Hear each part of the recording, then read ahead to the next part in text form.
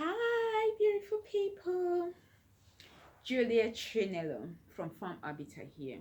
You are welcome to our weekly catch up. And as usual, I would like to lay emphasis on the importance of your being informed, involved, and in charge of all the important decisions regarding your health. You already know that this life is just like a coin, you've got only one to spend. Once it's gone, deteriorated, complicated, that's it. There's nothing you or I could do about it. So, the earlier you become the seller of your sheep, the sheep of your life, the better. So, join Farm Habitat in the fight against medical malpractice, negligence, exploitation, and create informed consent awareness throughout Africa. And for a while now, we've been on the topic seven core signs of medical malpractice. We've already talked on label dispensed drugs, and today we'll be dealing with non-existence of good relationship between the doctor and the patient. Another one in your mind. The relationship we are talking about is good communication relationship.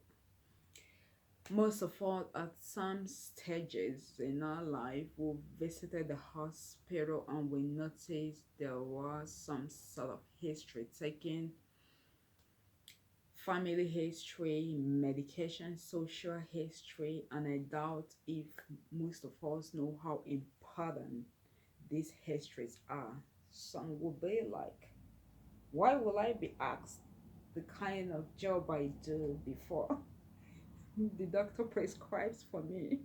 Yes, I've received such questions before. Some will be like, why would the doctor be asking me how many children I've got? Yeah, all of them are very important. So answer all the questions that you are required to provide answers to during consultation. And as well on the parts of the doctor, because of, though before now they've been there, but just on the increase because of the situation of the country. There are a lot of depressed people physically, emotionally, and financially. So the number of doctors passionate, committed to their jobs are decreasing every day. The more reason why you need to be at alert as at when to pull out and give the red card or sort for another physician. Yep, and also I know it could be challenging on the part of the doctors. I've taken an aunt once to the hospital. Oh my gosh.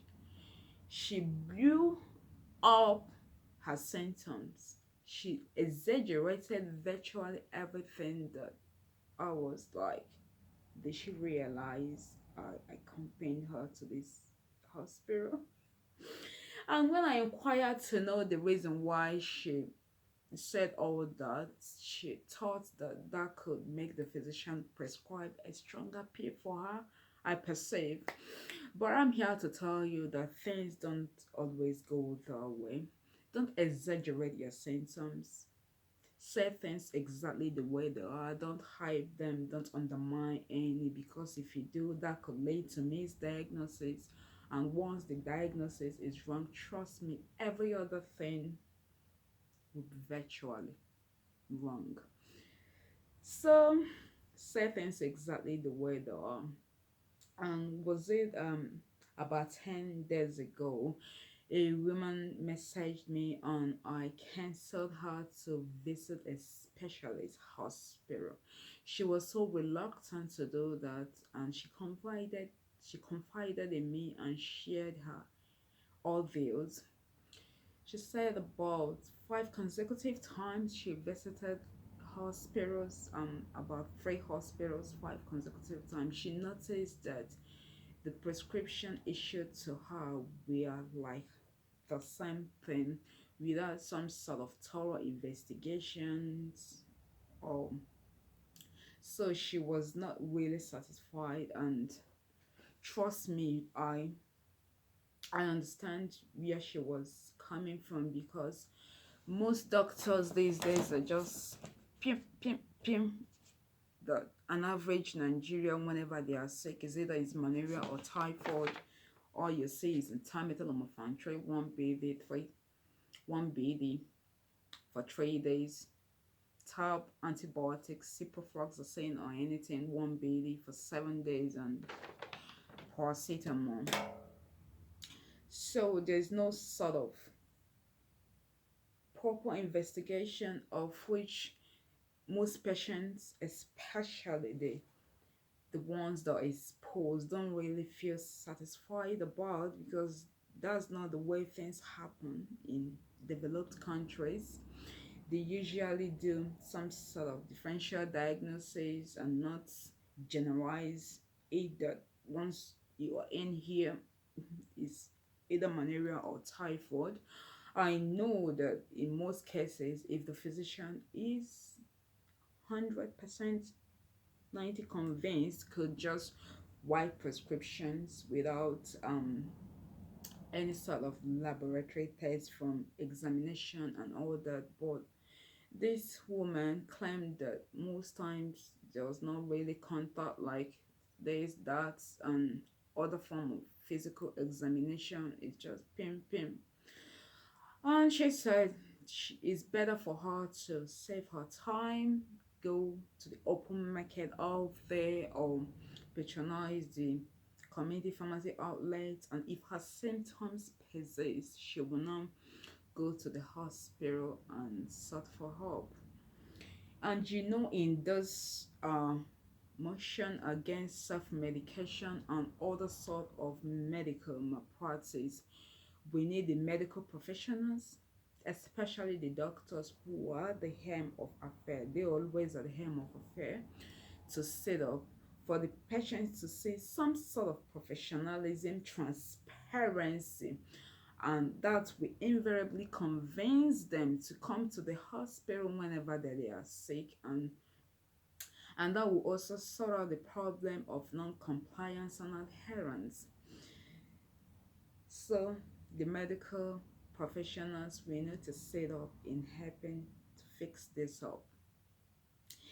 And also, having said this, I hope I've replied to those of you that criticized me in my last video, that I'm supposed to reserve my strength and energy to focus on the government, and if I can reach them so that they can face the problem of about 290,000 medical doctors we are short of in Nigeria, to meet up with WHO, that's World Health Organization standard, instead of inciting the medical service users against medical professionals.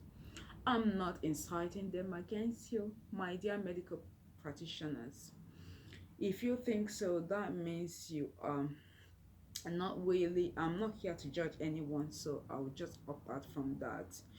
You are not supposed to say that, because you are not supposed to think that way. That's what I think, because these patients are at the center of it all, and empowering them to know their rights, the trigger signs of medical malpractice, exploitations, and negligence will help upgrade the standard of our dilapidated medical system, which is what all of you hope to see someday. So I'm not really inciting them against you, and I'm also trying to get them work with you synergistically for us to solve the problem of non-compliance and non-adherence. Still, your lady, don't forget to pop in into our website if you have any queries for me. The website is www.farmhabitat.com.